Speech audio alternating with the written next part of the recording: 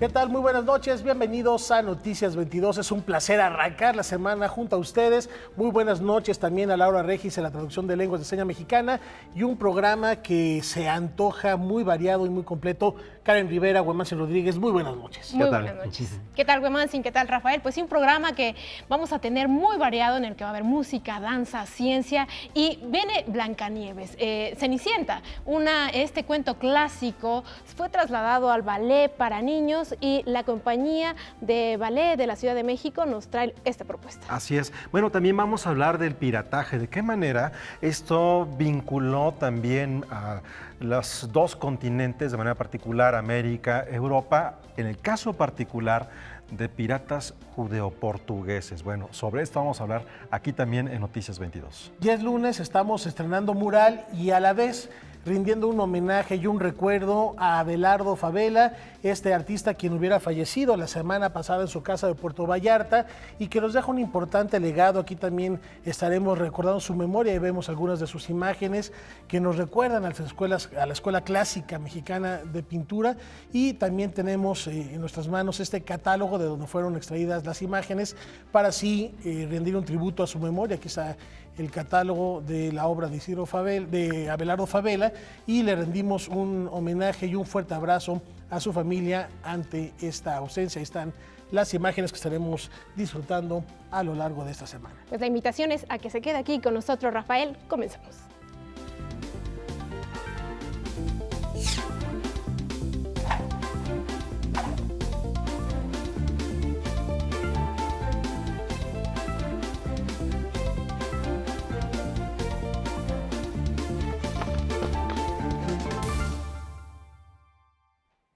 Bueno, vamos a arrancar con algo que tiene que ver con nosotros, dado que compartimos los mismos espacios de un gran proyecto que tiene que ver con la cultura, con las artes. El próximo viernes, la Biblioteca de las Artes del Centro Nacional de las Artes reabrirá sus puertas para continuar el servicio a todos nosotros después de un año de trabajos arduos de restauración. Después de trabajar por 15 meses en su restauración, la Biblioteca de las Artes abre sus puertas. Diseñada por Ricardo Legorreta y localizada en el interior del Centro Nacional de las Artes, este recinto fue inaugurado en 1994 durante la administración de Rafael Tovar y de Teresa. Los sismos del 2017 afectaron el inmueble y fue cerrado. El sismo de septiembre de 2017, como a toda la Ciudad de México, el CENAR se vio afectado y hubo zonas en donde tuvimos mayores afectaciones justamente, y la biblioteca fue una de ellas. A partir de ese momento tuvimos la caída de 93 pérgolas. Ninguna de ellas es de carga, todo es parte del estilo y el diseño, pero justo por eso tenían ya algunos problemas y que el temblor vino a acabar con derrumbarlas. Finalmente cayeron algunas, no todas, pero todas se fracturaron, entonces el trabajo fue muy minucioso. Los sismos del 2017 ocasionaron daños en las 93 pérgolas, las cuales ocupan una superficie de 558 metros cuadrados y se encuentran sobre los estantes de libros. Además, se originaron grietas en la bóveda, muros y en el área de fondos especiales. Una vez que expertos visitaron el lugar y se constató que la estructura no había resultado dañada, se dispuso a poner bajo resguardo los libros y el acervo de la fonoteca y videoteca para dar inicio a los trabajos de restauración. Y nosotros tuvimos también apoyo del despacho Legorreta para poder hicieron una visita, hicieron sus recomendaciones de manera honoraria y muy conscientes del apoyo que se requería en ese momento para poder asesorar y justo darnos la pauta para poder, la empresa que estaba a cargo, realmente hacer la reestructuración de cada zona conforme al diseño original. En general los acervos se mantuvieron resguardados con muchísimo polvo por toda la caída de material que se desprendió, pero ninguno con una, digamos, afectación importante.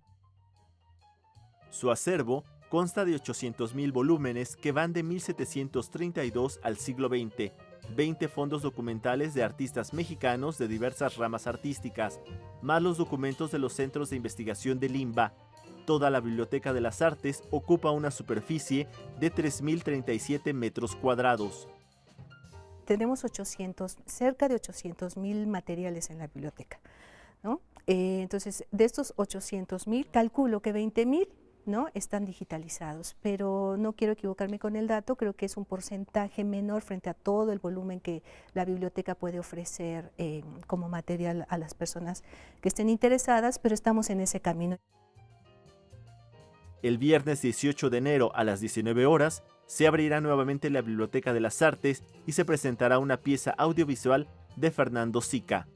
Noticias 22, Alberto Aranda. Bueno, ahí tienen ustedes, la biblioteca ya va a estar en funcionamiento de nueva cuenta el próximo viernes.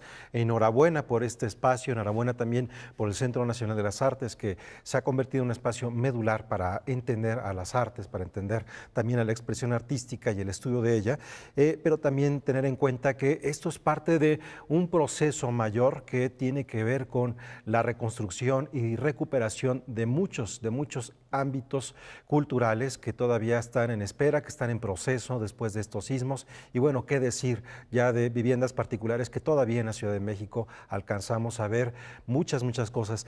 En este fin de semana, de hecho, Damnificados Unidos se reunió justamente para dar a conocer cuál era su situación frente a este cambio de gobierno, tanto local como federal. Y bueno, estaremos esperando las respuestas también para ver que esta recuperación llegue al resto de la ciudad y al resto de la comunidad.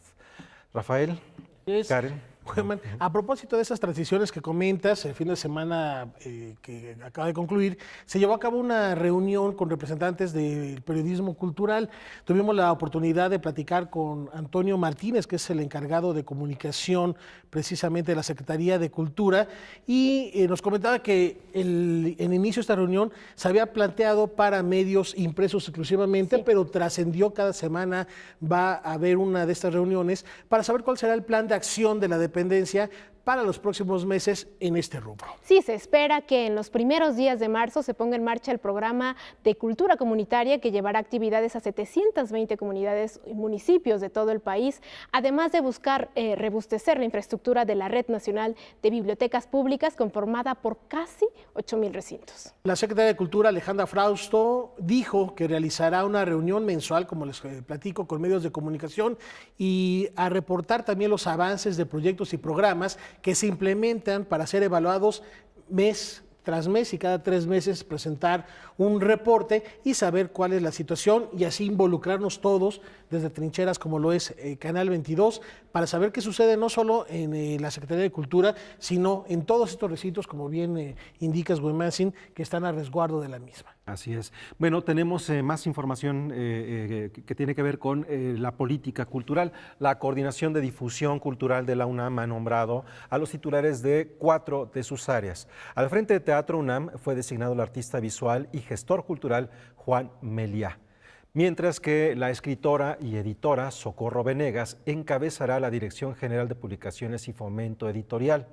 Además, en relevo al cineasta Armando Casas se integra como director de la televisora universitaria el realizador Iván Trujillo, quien encabezó el Festival Internacional de Cine de Guadalajara desde 2010. Recordemos que Iván Trujillo tiene una trayectoria muy larga en la UNAM. Él estuvo durante muchísimos años al frente de la Filmoteca de la UNAM. Y finalmente, Marcela Díaz Martínez, quien fuera directora del Festival Internacional Cervantino y que estuviera trabajando cerca de 16 años en diferentes actividades de ese festival, va a el Departamento de Promoción y Festivales Culturales de la Secretaría de Cultura. Será, ella que estaba en esta área, será ahora la nueva coordinadora del programa Comunidad Cultural UNAM. Estos son los cambios que presenta la universidad y son personajes que también estamos muy familiarizados con ellos, dado que han estado en diferentes momentos también al frente de actividades en Bellas Artes, en el IMBA, en la Secretaría de Cultura o también en la Ciudad de México, que tienen que ver absolutamente con la materia que están ahora en sus nuevos cargos por desempeñar.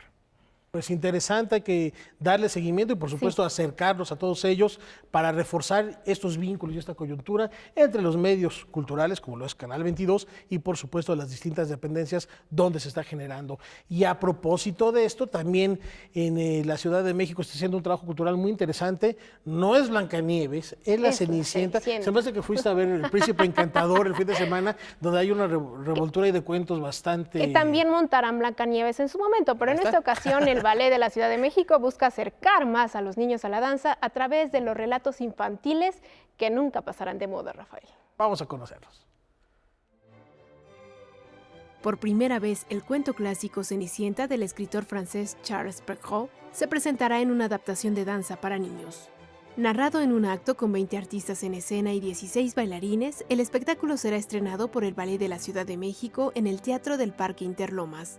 Nuestro objetivo ahora era no solamente contar el cuento, sino bailar el cuento. De ahí que bailar un cuento, que será uno de muchos, donde escogimos en esta ocasión Cenicienta para llevar a los niños al mundo mágico.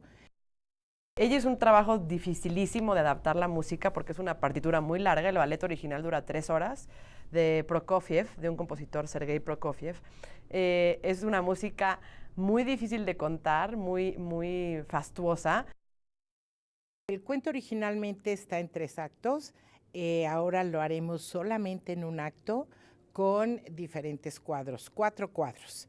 La idea es captar la atención del niño, es la idea de manejar mucha mímica, mucha pantomima, reforzada un poco con el narrador, pero que el niño entienda y se puede introducir al mundo mágico de la danza, donde a veces les da miedo no entender.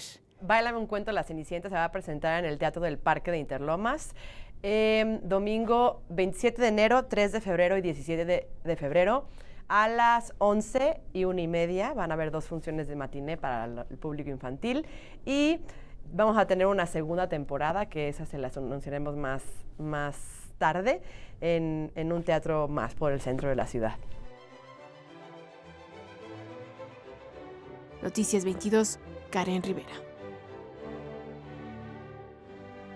Ahí tienen ustedes este súper clásico de la literatura infantil, ahora llevado a la danza, y es curioso porque el nombre en otras latitudes se conoce como Cinderela y en español se conoce como Cenicienta por las cenizas, aunque en realidad estamos hablando de un cuento que tiene una tradición muy antigua del centro de Europa y que bueno, en alemán tiene otro nombre, pero ahí tienen ustedes a la Cenicienta en versión de danza. Y ahora vamos con cine. Tras conquistar anoche 4 premios de la Asociación de Críticos de Cine de Estados Unidos y de Canadá, Roma se perfila como una seria aspirante al premio Oscar. A propósito de esto, Julio López nos recuerda cuál ha sido el camino que ha tenido la mancuerna Roma-Netflix desde su éxito de Venecia. ¿Y por qué esta mancuerna? Recordarán que ya Netflix había intentado participar en premios, pero les dijeron, ninguna película que no haya sido estrenada en pantalla grande tiene derecho a participar en premios en donde han estado exhibidas películas. Bueno, Roma viene a ser, por así decirlo, este primer gran impulso que, como hemos visto, va muy bien sujetado de la mano de Netflix. Por primera vez en su historia, Netflix está triunfando en la temporada de premios y en gran medida se debe a Roma del director Alfonso Cuarón, película que se ha convertido en su punta de lanza. Pocos hubieran imaginado que una cinta sin estrellas de Hollywood, hablada en español y mixteco, y filmada en blanco y negro podría coronarse en una ceremonia como los Critics' Choice Awards. Al final, el largometraje del director mexicano se llevó la noche al obtener los premios a la mejor película, mejor director, mejor película extranjera y mejor fotografía. Ahora todo es miel sobre hojuelas, pero la mancuerna Roma-Netflix ha tenido sus desventuras, empezando por su paso en el Festival Internacional de Cine de Cannes en 2018. Roma no pudo formar parte de la competencia oficial porque su lanzamiento rompía las reglas del certamen, que obliga a cualquier filme en competencia a estrenarse primero en salas y luego esperar un periodo de 3 años para llegar a plataformas digitales. Netflix pretendía estrenar la película a finales de 2018. Poco importó su salida de uno de los festivales más importantes del mundo, pues en septiembre del año pasado, la cinta inspirada en las memorias de Alfonso Cuarón tuvo un estreno soñado al llevarse el León de Oro, máximo galardón que se otorga en el Festival Internacional de Cine de Venecia. En ese mismo mes, la Academia Mexicana de Artes y Ciencias Cinematográficas dio a conocer que Roma era la película que representaría a nuestro país en la carrera rumbo a los premios Goya y los premios Oscar. De manera similar a lo que sucede en Francia, para que una cinta pueda representar a México en estos certámenes, antes tiene que exhibirse comercialmente durante 7 días consecutivos. Así que se acondicionaron 2 salas en la Ciudad de México para que la película se proyectara del 25 de agosto al 2 de septiembre, un estreno casi ficticio. Luego llegó la batalla con Cinépolis y Cinemex. Al final ninguna de las 2 cadenas exhibió la película y la principal razón fue económica. Netflix no iba a cambiar la fecha de lanzamiento como solicitaban las exhibidoras. La película se proyectó en cines independientes gracias a una campaña impulsada principalmente por Alfonso Cuarón. Netflix usará todas sus herramientas para posicionar a Roma en todas las entregas de premios que tiene por delante, y aunque el filme del mexicano brilla con luz propia, nunca está de más tener un poco de ayuda. Noticias 22, Julio López. Va a pasar el día que se den cuenta que el emperador va desnudo. Ahí está esta carrera que ha tenido, ya veíamos con el apoyo de Netflix, Roma, convirtiéndose en un hito en la historia de la cinematografía, por la razón que ustedes quieran, y por eso hago la referencia al emperador. No, bueno, y además el público mexicano está feliz, está contento, es cuestión de gustos, una película que habla de la nostalgia, del recuerdo, de la memoria, y que eso pues nos atañe a todos nosotros. Porque eso les han dicho que de eso se trata y de eso les atañe, no necesariamente a todos nos tiene que gusta Roma. No, el gusto se rompe en géneros. Y en géneros amistades. Después de la pausa haremos una visita al Teatro La Capilla, no se vayan.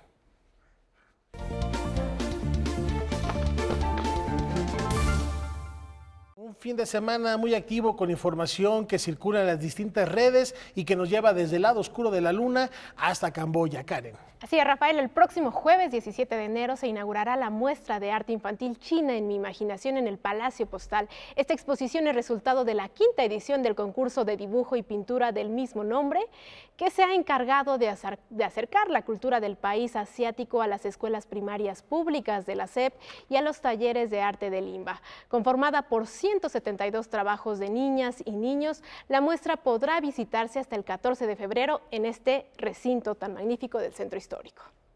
Y bien, continuamos con más información que tiene que ver con el gigante asiático. China protagoniza los avances de la exploración espacial durante estos días. La nación asiática se convierte en la primera en aterrizar en la cara oculta de la Luna y enviar imágenes in situ, gracias a su nave no tripulada Chang'e 4. Con esta misión, la Administración Nacional del Espacio de China busca, entre otras cosas, evaluar oportunidades para la minería y el cultivo en la superficie lunar.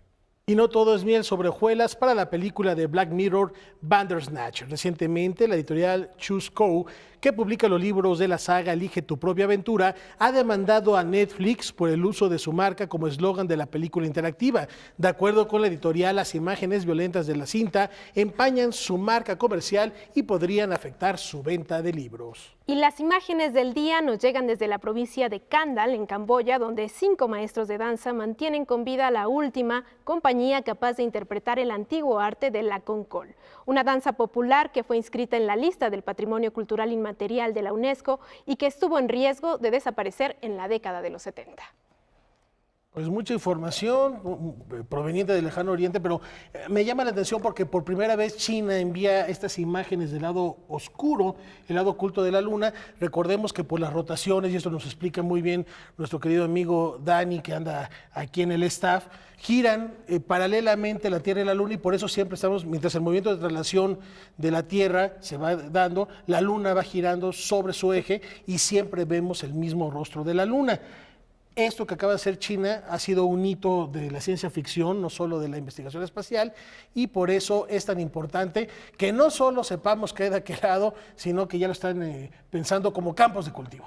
Y además hay una cosa que es bien interesante, porque cuando vemos esos mapas, que ya ha habido muchos mapas que tienen que ver con la Luna, por fortuna, hechos en diferentes misiones, y cuando vemos ese llamado rostro o lado oscuro de la Luna, me gusta más The Dark Side of the Moon, así como lo utilizó Pink Floyd en su momento, vamos a encontrar que tiene una cantidad de cráteres infinitamente mayores de los que nosotros podemos ver desde la Tierra, y esto es justo por esa rotación a la que te refieres, Rafael. Como va girando con relación al movimiento de la Tierra, entonces es más susceptible a recibir pues algún asteroide o algún otro cuerpo perdido que está ahí en el espacio y que resulta ser atraído por la gravedad de la Luna. Y fíjate que un dato interesante sobre esta exploración lunar, por ejemplo, China ocupó nombres para la cámara que nos mandó estas imágenes panorámicas como Yutu, que tiene que ver con el conejo de jade, que en la mitología china significa este animal que habita la luna. Entonces es muy interesante, va a permitir realizar también exploraciones a futuro sobre algunos asteroides, la antigüedad que tiene también nuestro universo, y bueno, es un hito importante en la astrología, en la astronomía mundial. Y hablando de mitos, déjame hacer rápidamente una recomendación que está fantástico. Hay un libro que acaban de lanzar, Atalanta, es un libro enorme, así mayúsculo, y que es bastante caro, pero que es fascinante si quieren acercarse a los diferentes mitos de la Luna. Es una recopilación de cómo ha sido imaginada o entendida la Luna por diferentes culturas a lo largo de la historia de la humanidad. Bueno, ¿cómo se llama otra vez el libro? Luna. Luna. De Atalanta. Bueno, ahí está la invitación. Y rapidísimo, antes de la siguiente nota, no podemos dejar pasar por alto lo de Bandersnatch, la película de Black Mirror, que en efecto es interactiva, puede durar, tengo entendido que hasta 12 horas si uno se va regresando y eligiendo los finales alternativos, y por eso ya tiene esta demanda ahora de Elige tu propia aventura, que son libros para preadolescentes con mucha inocencia en sus letras. Bueno, ya veremos la película. Interesante también la dinámica de que tú vayas decidiendo el destino que llevará la película, ¿no? La pagas como a la mitad de Roma y te regresas al menú principal. Ahora, vamos a hablar de dramaturgia. El bastión de la dramaturgia contemporánea de la capital, el Teatro La Capilla, inicia el año con estrenos. Conozcamos su oferta escénica para el primer trimestre del año en la voz de su director, Boris Schweman. Como ya es tradición, Teatro La Capilla inaugura su programación anual con el ciclo Teatro de los Estados, entre una abultada oferta escénica. 29 obras entre las coproducciones que tenemos aquí en el Teatro de la Capilla, que son 2, algunas obras que se reponen, que han sido muy exitosas el año pasado, como Manada, que es una adaptación del Luis Eduardo Ollé de Las Tres Hermanas de Chekhov, y que fue realmente un éxito a final del año. Entonces nos da mucho gusto que retomen desde este fin de semana, sábados y domingos al mediodía. 2 coproducciones que vamos a hacer, que estrenan también a final de este mes, que fueron a partir de un proyecto de una selección que hicimos a partir de una convocatoria donde muchísimos grupos participaron y buscamos seleccionar las 2 mejores propuestas. Inaugurado en 1953 por el poeta, cronista, dramaturgo, traductor, director, docente y chef Salvador Novo, en 2001 fue retomado por la compañía Los Endebles, bajo la dirección artística de Boris Schweman. El Teatro La Capilla es uno de los principales referentes del teatro independiente de nuestro país. Va a haber también Teatro de los Estados, todos los meses de enero tenemos un ciclo de Teatro de los Estados. En este caso son 3 obras que seleccionamos también, 2 de las cuales participaron ya en la Muestra Nacional de Teatro. La Capilla es un espacio dedicado a la creación, difusión e investigación de la dramaturgia contemporánea nacional e internacional.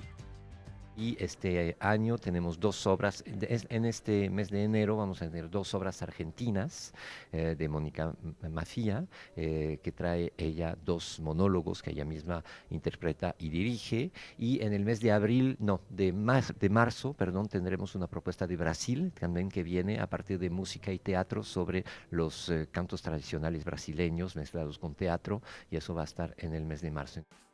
También ofrece talleres de formación para dramaturgos, directores, actores, estudiantes y aficionados, además de organizar programas para formación de públicos actualmente. Va a haber talleres, Mónica Mafia, una actriz y directora argentina, viene a dar un taller sobre sonetos de Shakespeare y cómo interpretarlos, todo un trabajo vocal interpretativo y de dirección a través sobre esta temática. Yo voy a dar mi tradicional taller para actores y directores a partir del final del mes de enero, de la palabra escrita a la palabra encarnada. Con información y texto de Salvador Perches Galván, Óscar Helguera, Noticias 22. Pues después de ver esto, ¿qué tal si nos seguimos con teatro, Rafael? Me encanta la idea, ya ahí mismo en la capilla, ya escuchamos la oferta de actividades de los distintos estados que tienen aquí, pero ¿qué pasa mañana ya para que vayamos reservando nuestro lugar? Después del ciclo Teatro de los Estados, la actividad escénica continuará en la capilla con la adaptación teatral de la novela El domador de almas.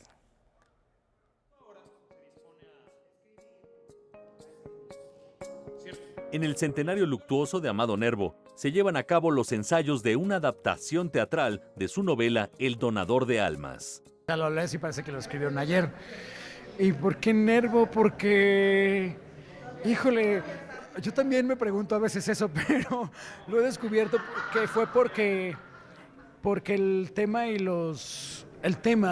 de esta obra en particular me tocó y me pareció que había que rescatar esa prosa, conocer a ese Nervo distinto del que tenemos la idea que nos enseñaron en la primaria, y que esta novela, que es una novela más sofisticada según Paz, según Juan Villoro, o sea, era eso, ¿no? Dar a conocer de nuevo como a Nervo.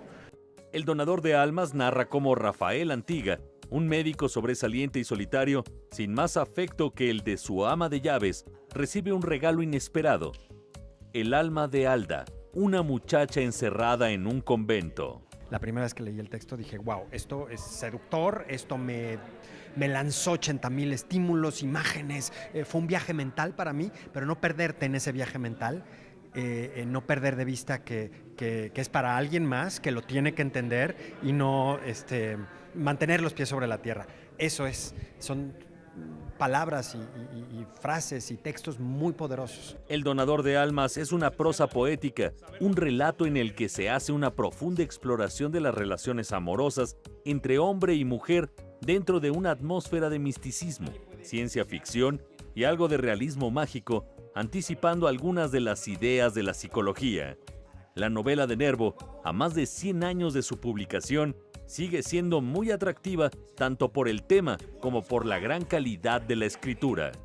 Y regresar sin querer a la poesía, a la prosa, a los clásicos, me pareció seductor. Me pareció muy seductor también la forma en cómo está hecha, que es a partir de este texto un tanto extraño, sofisticado, divertido, metateatral, y que termina siendo contemporáneo.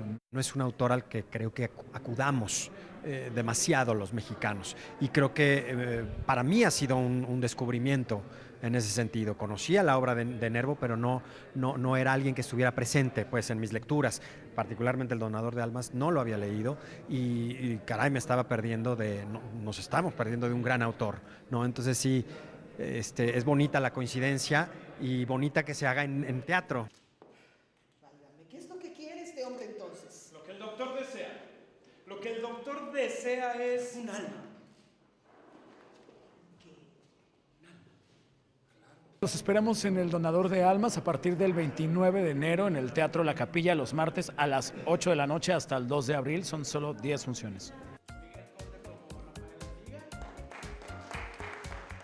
Con información y texto de Salvador Perches Galván, Óscar Helguera, Noticias 22.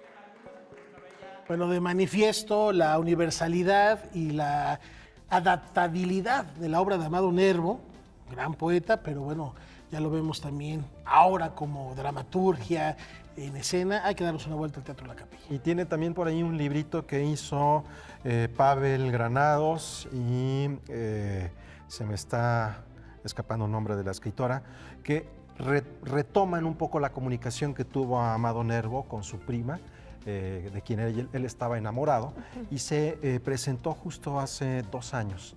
Hace 2 años, cuando había ahí un importante aniversario en torno a la figura de Amado Nervo. Habrá que rescatarlo porque tiene mucho que ver también con esas cuestiones de Me Too y todo eso, porque la prima tenía 14 años. Guadalupe Loaesa. Guadalupe Loaesa y Pavel Granados hicieron este libro. Habrá que buscar más de Amado Nervo, por lo pronto nos vamos al teatro, pero antes, a una pausa.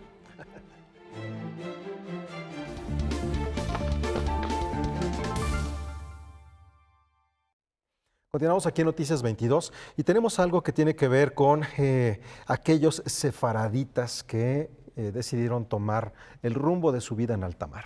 En efecto, porque con un juego de espejos entre el presente y el pasado del pueblo judío, Angelina Muñiz Uberman nos relata qué sucedió con esos sefaradíes que hallaron una nueva vida en alta mar. Los judíos sefaradíes, escapando de la persecución en España, llegaron a Portugal, Inglaterra y los Países Bajos. Ahí se asentaron y lograron practicar su religión con libertad, pero también se dedicaron a actividades como la piratería. En el caso de los piratas, lo que ocurrió fue que una vez que estaban en Inglaterra, se dieron cuenta los ingleses que podían acoger a estos judeo-portugueses dentro de su sociedad, porque ellos habían expulsado a los judíos anteriormente a España. Entonces pueden regresar libremente y practicar su religión a Inglaterra y a los Países Bajos. Entonces, otra de las cosas que descubren los ingleses es que por conocer el idioma español y otros idiomas, podían usarlos como espías.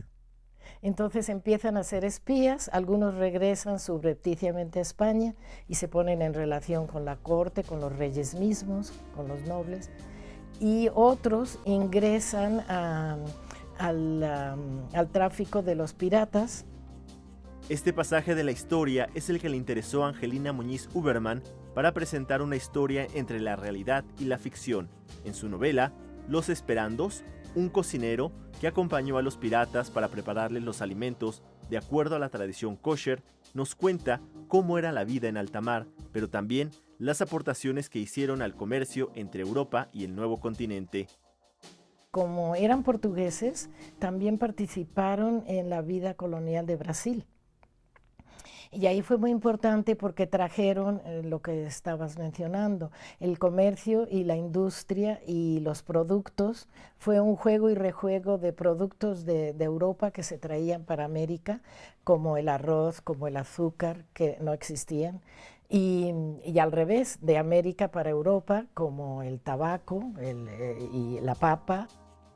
En la novela, este cocinero, al que no le gustaba su oficio, ya que prefería escribir, dejó un manuscrito con hojas en blanco para que en el futuro una escritora lo complementara. Esta persona resultó ser la propia Angelina Muñiz Uberman, quien agregó fotografías familiares y recuerdos para continuar incorporando pasajes de la historia de los judeo-portugueses. Cuando empiezan a perseguir a los judeo-portugueses en Brasil, resulta que se van a las también recién descubiertas colonias, pero estas por los ingleses, en lo que es hoy Estados Unidos, lo que se llamó la Nueva Inglaterra originalmente, que eran los estados que dan al Atlántico, no los del Pacífico, sino los del Atlántico. Y entonces, como había ese trato y esa relación positiva con Inglaterra, los judeo-portugueses de Brasil se fueron a las colonias de la Nueva Inglaterra, y en Nueva York, que originalmente tuvo el nombre que le dieron los judeo-portugueses, Nueva Ámsterdam, porque ellos también tenían la relación con Ámsterdam. Entonces Nueva York originalmente se llamaba Nueva Ámsterdam y fue el nombre dado por los judeo-portugueses. La historia de los judíos que llegaron a América junto con Cristóbal Colón y que se establecieron en Nuevo León, Jalisco, Michoacán, Zacatecas, Puebla e incluso Arizona y Nuevo México es una tarea pendiente por realizar. Por lo pronto, la que corresponde a los piratas se nos presenta en la novela Los Esperandos, Piratas Judeo-Portugueses y yo, la cual será presentada el domingo 27 de enero al mediodía en el Instituto Cultural México-Israel. Acompañan a la autora Miriam Moscona y Andrea Montiel, con el acompañamiento musical de Rafael Uberman. Noticias 22, Alberto Aranda.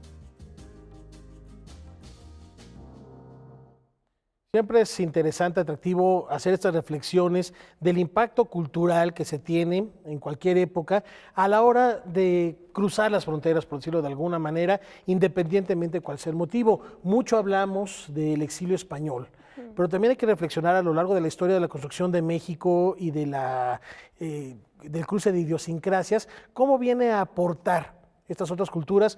La semana pasada tuvimos aquí al director del Festival Internacional de Cine Judío, donde habla, no es una cuestión de religión o no es cine solo para judíos, sino es toda una injerencia cultural que se ve reflejada en el México contemporáneo. Así es, y bueno, con las persecuciones que hubo después de la reforma, con la contrarreforma, así como muchos protestantes llegaron a Estados Unidos, muchos sefaradíes llegaron de la península para América, y muchos de los apellidos que son tan comunes en nuestro país tienen que ver con esa influencia. Y dicho sea de paso, en la Feria Internacional del Libro de Minería, que como ustedes saben se celebra en el próximo mes de febrero, marzo, ahí se va a presentar un libro de la Universidad Veracruzana, que es una traducción de los piratas portugueses, y el prólogo es de José Saramago y de Antonio Tabucchi. Nada más. Así, nada más y nada menos. Por primera vez traducido al español, así que va a estar bien interesante. Cuando tengamos mucho más datos, seguro, aquí se los damos. Bueno, que son fundamental. Con la presencia de representantes de la comunidad judía en nuestro país, fue inaugurado el Centro de Documentación e Investigación que velará por la memoria histórica, cultural y de vida de este pueblo milenario. Es para mí un gran placer estar aquí este día en que se inaugura este centro, que durante 30 años muchos de nosotros hemos tenido el sueño que se hiciera realidad. El Centro de Documentación e Investigación Judío de México abrió las puertas de su nueva sede en la Ciudad de México. El nuevo espacio de resguardo de la historia y legado de distintas comunidades judías será la sinagoga Rodfe Sedek. A la inauguración asistieron Silvia Hamuy Sutton, Rubén Goldberg Havkin, Alicia Gochman de Bacal y la investigadora Sara Sefcovic, quien dio un breve repaso por la historia de la comunidad judía en México. Yo de lo que vengo a hablar es de la importancia que tiene una institución como esta para preservar la memoria de unas comunidades, y digo en plural porque llegaron de varios países del mundo, que llegaron a México huyendo o de persecuciones religiosas o de guerras o de problemas económicos, y encontraron en este país una manera de instalarse, de vivir, de integrarse y de poder conservar su religión, sus costumbres y sus tradiciones. Eso es muy importante, y este centro eso es lo que rescata, lo que cuida, esos archivos, esos documentos, esas fotografías, esos libros que nos hacen ver cómo se creó la comunidad, cómo se instaló en México. Alicia Gochman de Bacal, actual presidenta honoraria del CEDIJUM, coordinó la publicación en 1993 de 7 libros que integran la colección Generaciones Judías en México.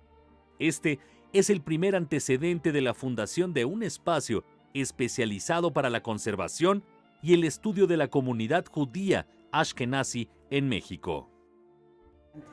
La importancia del centro que se está inaugurando hoy es que además ya incluye a todas las demás comunidades, no solo a la comunidad Ashkenazi, a todas las demás comunidades que llegaron de países de Medio Oriente, del norte de África, no nada más del este de Europa, del Imperio Otomano, no nada más del Imperio Ruso, y en muchos casos también ya de América Latina, para vivir en México en su condición de judíos, porque eso es lo que hace que este archivo sea archivo de las comunidades judías en México.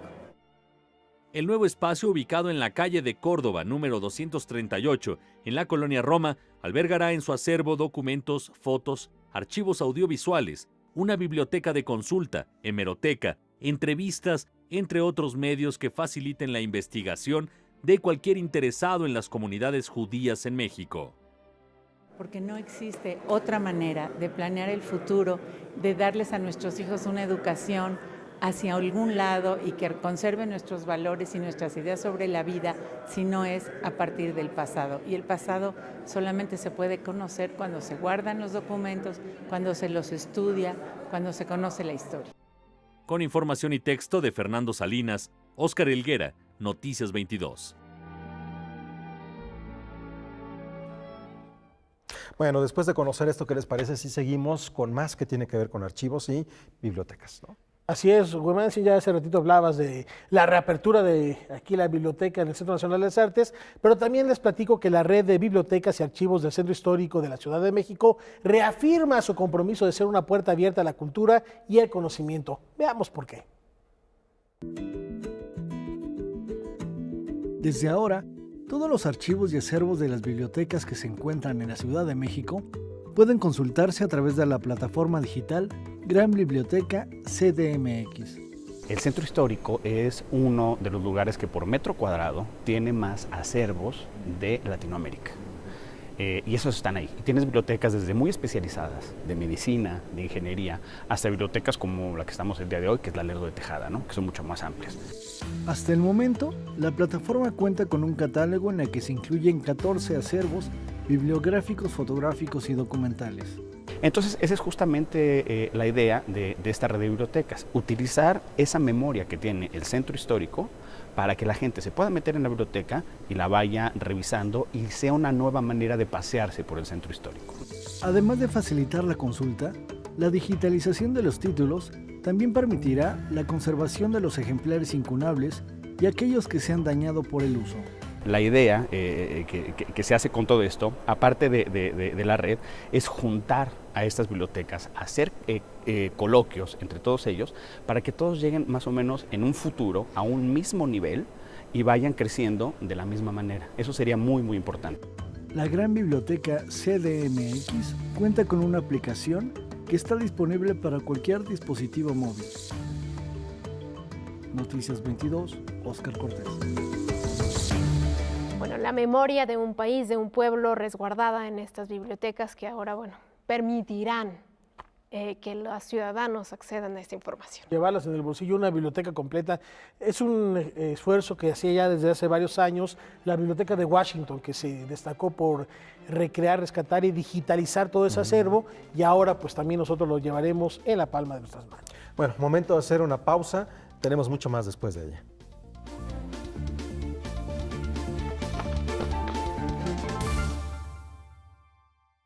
Continuamos aquí en Noticias 22 y en su más reciente libro, el dramaturgo Ricardo Pérez Kid ensaya un trazo poético con posibilidades escénicas. Poesía con vocación escénica es la que ofrece el dramaturgo Ricardo Pérez Kid en su más reciente publicación, El Cuerpo de la Noche. Es un libro de poesía, y entonces se hace teatro a partir de la representación, a partir de la voz dramática. Entonces realmente es muy interesante. Conocido por su trabajo en la dramaturgia, Ricardo Pérez Kid desarrolla su creatividad en la poesía en El Cuerpo de la Noche, donde avivan unipersonales poéticos. Lo escribí para ser dicho por un actor o una actriz en un escenario y con público, más que para una lectura. Por supuesto se presta también para ser un texto leído, pero la función principal que yo me propuse fue justamente el espectáculo. El autor hace un recorrido de vida dentro de este libro. Lo acompaña la infancia, la pubertad, el desasosiego en el amor, la imagen inescapable de la muerte y aún el teatro mismo. La dramaturgia es hija de la poesía y que los autores clásicos siempre fueron nombrados poetas dramáticos. Entonces yo no sé por qué deba de perder una circunstancia de la otra. El teatro mismo es un hecho poético. Esto de unipersonal, en diferencia del monólogo, es que tienden a ser breves, son instantes y juzgan siempre una situación dramática. Te conozco desde el principio de la nada, desde que estalló la guerra de la fe contra el candor egipcio, de los ojos de serpientes rímel y danzas de ombligo miel. Te conozco desde que el pan en artesa levadura fue multiplicado por el trigo, desde antes de que los camellos se arrodillaran ante el pesebre de agua en el desierto de los hombres, desde que la pubertad se me despertó bajo la sombra de un árbol tamarindo, desde que tengo sed de la gota de luna. Es poesía, pero que las actrices como Ofelia Medina, Susana Alexander y otras notables divas han hecho teatro. Con información de Salvador Pérez Galván, César H. Meléndez, Noticias 22. En otra información les comentamos que como parte de su proyecto Colección Abierta, el Museo de Arte Moderno nos propone un recorrido por la galaxia de la plástica mexicana y los astros que le dieron forma. Un recorrido por la escuela mexicana, la ruptura y las vanguardias a través del siglo XX y parte del XXI es lo que ofrece la exposición Galaxias, con la que el Museo de Arte Moderno muestra más de 200 pinturas, dibujos, estampas y escultura de 70 artistas, incluidos algunos extranjeros, todos procedentes de su acervo. Y pensamos que esta era una buena oportunidad para mostrarle al público que en la riqueza del acervo no solo está en la diversidad de autores, sino también en que de cada autor hay un conjunto de obras muy importante. Entonces, lo pensamos como a manera de salón del siglo XIX, en donde se ven estos cúmulos, de ahí el nombre de Galaxias, estos cúmulos de obras que son los fondos más importantes del museo. Y bueno, pues aquí están artistas tan importantes como Diego Rivera, por ejemplo, como Javier Guerrero. Algunos otros artistas cuya obra conforma la exposición son Alice Raón, Manuel Felgueres, Vicente Rojo, José Luis Cuevas o Manuel Rodríguez Lozano y Matías Geritz.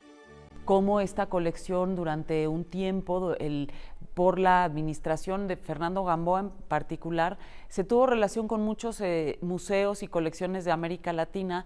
Entonces pues hay obras de autores como de Julio Leparc, por ejemplo, de Jacobo Borges, que a lo mejor son cosas menos conocidas por el público. Entonces lo que nos da esta exposición es, en primer lugar, la oportunidad de ver, por ejemplo, de un autor como Ángel Zárraga, 5 o 6 obras que además son pues de lo más representativo de su trabajo y que pertenecen a la colección del museo, en lugar de verlas pues esporádicamente por ahí en medio de otras obras de otros autores.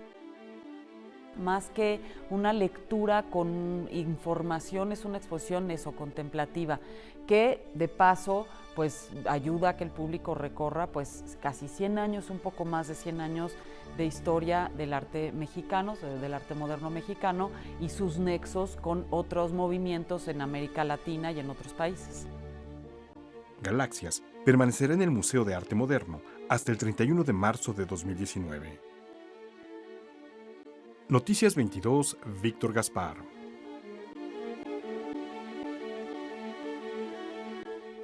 Pero parte de lo que estamos viendo ahora que nos comparte Víctor Gaspar es lo que podemos encontrar en el Museo de Arte Moderno, que como todos saben, las exposiciones tienden a durar aproximadamente 3 meses y cuando inicia el año se despiden algunas, como será el caso de Kandinsky, aquí en el Museo de Bellas Artes, pero lo que estamos viendo es eso que ahora nos ofrece con su acervo, un maravilloso acervo que tiene el Museo de Arte Moderno. Imagínate, Vicente Rojo, Manuel Felgueres, Matías Geritz reunidos, son algunos de los artistas plásticos que vamos a poder ver en esta muestra y que podrán visitar hasta marzo de este año. Y que sirva hasta como clase de historia, sobre todo de la plástica nacional, hacer este recorrido. Y de esta misma iniciativa les queremos platicar que se desprende otra que también está dedicada al acervo fotográfico del Museo de Arte Moderno. Está la gráfica, pero también la imagen presente.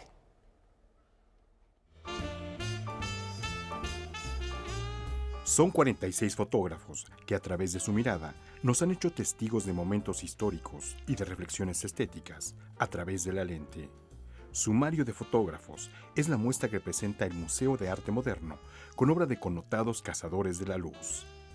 Está, por ejemplo, el collage, la fotografía experimental, el fotoperiodismo, y cómo además artistas que durante un momento dado de su trayectoria estuvieron asociados al fotoperiodismo, después fueron como transitando hacia otros medios, hacia otros contenidos y hacia intereses que tenían más que ver quizá con lo estético, como con la experimentación visual, que quedarse únicamente en el tema del periodismo y del contenido histórico.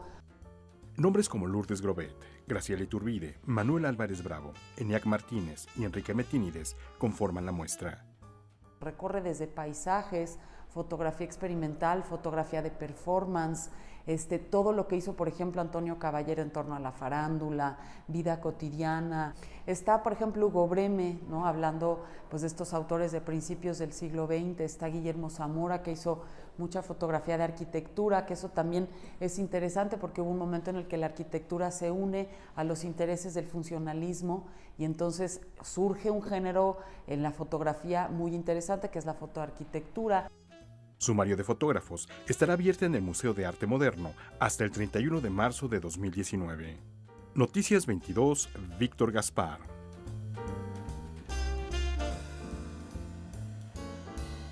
Pues ahí está. Sin duda alguna, el acervo de los museos que tenemos en México es tan grande y es tan importante como lo que solemos ver cuando vamos a visitarlos. Claro, la idea es que aquellas obras más importantes sean las que estén siempre esperando a los visitantes, pero cuando uno se mete a esas bodegas, se empieza a preguntar verdaderamente que tienen una cantidad de obra para armar cualquier cantidad de exposiciones y nunca aburrirnos. Eso es una de las maravillas y de los valores que debemos de sentirnos muy orgullosos de la calidad de los museos que tenemos. Y disfrutar también país. las exposiciones como deben ser. Muchas veces vamos a los museos por tarea o porque no los exigen en la escuela, pero realmente leer los documentos importantes que exhiben estos recintos, por ejemplo, la muestra de Carlos Mérida en el MUNAL, que exhibe la autobiografía inédita, y si uno se detiene a leer cómo es que se fue formando su estilo, Carlos Mérida hacía énfasis particular en el estilo de un artista. Es muy interesante conocer cómo se va congregando este cúmulo de información artística, ¿no? Y es muy interesante visitar estos recintos históricos. Y descubrí que en todas las disciplinas, ahorita hablamos de fotografía, está en el centro de la imagen la muestra Héctor García, el fotógrafo de la Ciudad de México, el nombre que le había puesto a este gran artista de la lente, Carlos Monsiváis, y también va a estar hasta los primeros días de febrero, no se la pierdan. Y nos vamos a ir, y como es costumbre, lo hacemos con música, celebrando al gran tenor peruano Juan Diego Flores, un tenor ligero. Ayer cumplió años, le enviamos un fuerte abrazo, ha estado un par de ocasiones en México y está haciendo una carrera trepidante y sorprendente. Así es, y es un tipazo, la verdad, y es un gran cantante. Escúchenlo, y también si quieren saber cómo piensa, por ahí en internet hay una entrevista que se llama Juan Diego Flores juega para Casé, que apareció en Etiqueta Negra a finales de los años 90. Una gran entrevista. Considerado uno de los mejores de su tiempo, Rafael, actualmente. Nos vemos mañana. Con él. Hasta Muchas mañana. Gracias. Como si fuera esta noche la